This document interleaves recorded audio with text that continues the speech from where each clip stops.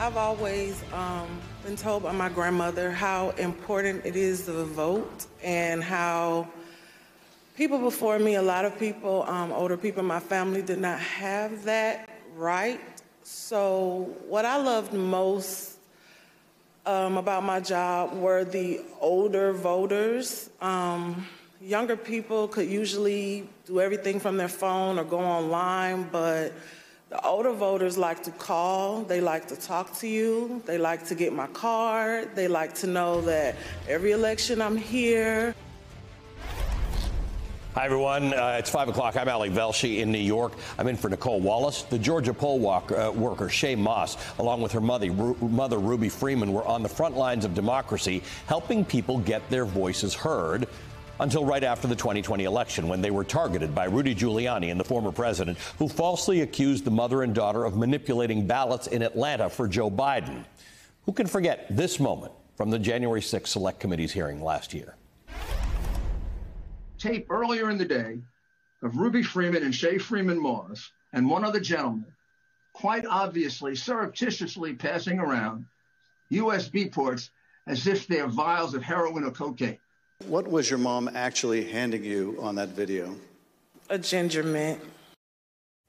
For just doing their jobs, Ruby Freeman and Shay Moss faced death threats and harassment from those who believed the lies that Giuliani kept spreading, forcing them to go into hiding to quit their jobs as election workers. Today, the jury in their defamation trial against the former president's former lawyer was selected. The trial began. The two are suing Giuliani for up to $43 million in compensatory damages, plus punitive damages.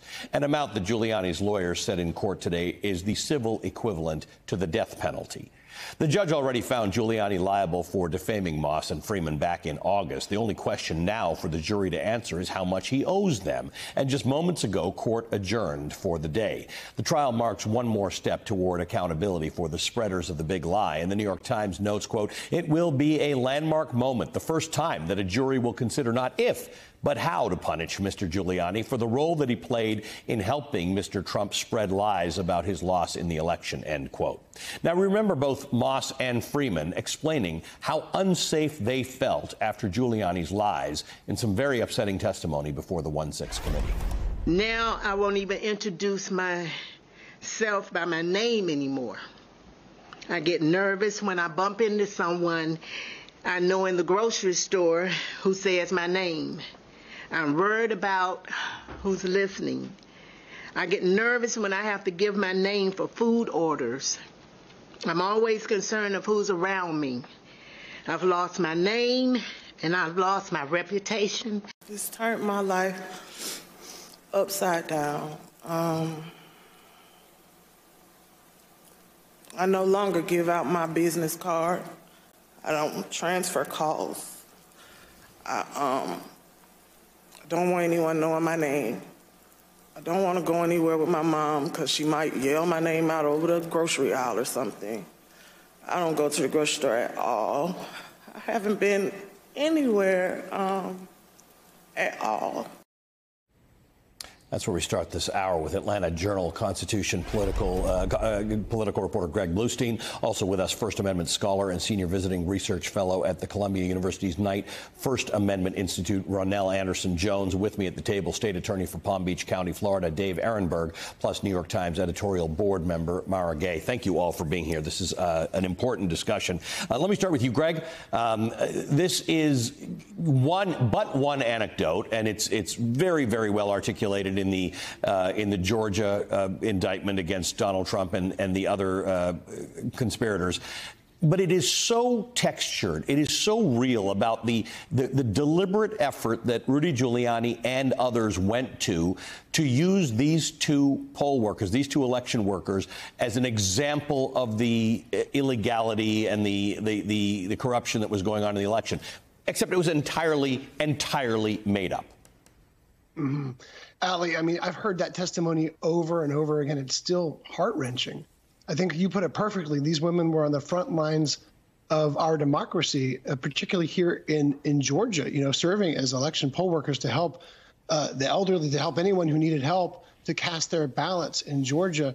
And I was there at those hearings back in 2020 when Rudy Giuliani was spreading lies and conspiracy theories about what they were doing, especially that gingerment, right? They were passing a gingerment to each other, and he was claiming they were passing USB cards, and their lives have been upended because of this. Strangers started knocking on their door, death threats, harassment. They had to go into literal hiding. You know, there was folks who surrounded their homes the day before the January 5th insurrection. So, you know, we're not talking about just a few phone calls here. We're talking about literal harassment that risked their lives. RonNell Andersen Jones, thank you for being with us. Let's just discuss this, because it's not the big trial. And in fact, ironically, in Georgia, the prosecutors have said they're not interested in cutting a deal with Rudy Giuliani or Mark Meadows. But the fact is, this is a look into how Rudy Giuliani is going to conduct himself in the bigger trials. He lost this one basically because he kind of didn't show up. Yes, that's exactly right. And in some respects, that gives this proceeding something of an echo to the Alex Jones trial that we just saw happen. In both of them, they were instances of plaintiffs saying that there was a conspiratorial lie that harmed their reputations and that harmed the wider public discourse in our democracy. And in both instances, there was a judge who said, as a matter of default judgment, we won't move forward with the trial before the jury. This will come to the jury as a result of your failure to participate in the process appropriately, with all of those pieces already decided. This jury doesn't have to decide whether this was a lie, and doesn't have to decide whether it was reputation harming. The judge at the outset has told them that both of those things are the case. All that's left for them to do is to put a dollar figure on it, to decide how much these plaintiffs are owed by Giuliani for the harm that he caused to them, both as a compensatory matter and as a punitive matter. Mara, let's just look at this from a bigger perspective. This will be settled. This is between the parties. But in the January 6th indictment, it's the last page of the indictment where Jack Smith talks about the harm that was done, the victimization. If you think these lies are sort of victimless, there was a harm to democracy. There was a harm to people who thought that their votes would be counted and included, or that they could vote. And these two women speak to that. They are election workers. They're regular people. Our entire election system depends on civilians who feel that this is an orderly system in which they participate and they can guarantee its safety. There's more to it than Giuliani's lies. There's actually, you're seeing real people who are hurt by this. That's right. You know, I think we have a tendency to talk about harm to democracy in sweeping terms and philosophical terms. We talk about the founding fathers, about the rights of democracy, and that's great. But the reality is the on-the-ground impact is more than harassment for these women. This is about intimidation. This is about intimidation of two private citizens who were engaging in the act of democracy, of making it work as kind of temporary public servants, too, which should be a protected status. And these are black women from the South, from an old Southern state, where within living memory, Americans who looked like them were not even allowed to vote, let alone serve as poll workers. And, you know, Rudy Giuliani knows that. And Donald Trump knows that. And by invoking these women's names, it was almost just like a dare. Yep. I see it as, well, what can you do about it? Right. I'm going to use your name. I'm going to treat you like a welfare queen, because that's how I see you. And what are you going to do about it? So this defamation case is actually extremely important, because there need to be consequences for this, or we're going to see this again. And we're not talking about intimidation of members of Congress, which is also a problem. Right. Okay? We're not talking about what happened on January 6th, which was horrific. The violence against the police officers as well, all of that is horrific, should be held to account as well. What we're talking about is against private citizens. Right. So that sends a message that's chilling to voters. In a state, by the way, where people are currently being stricken from the voter rolls as we speak, in some cases because they didn't vote in the last election or because they've moved. So this is very much real-time intimidation of voters, of black voters.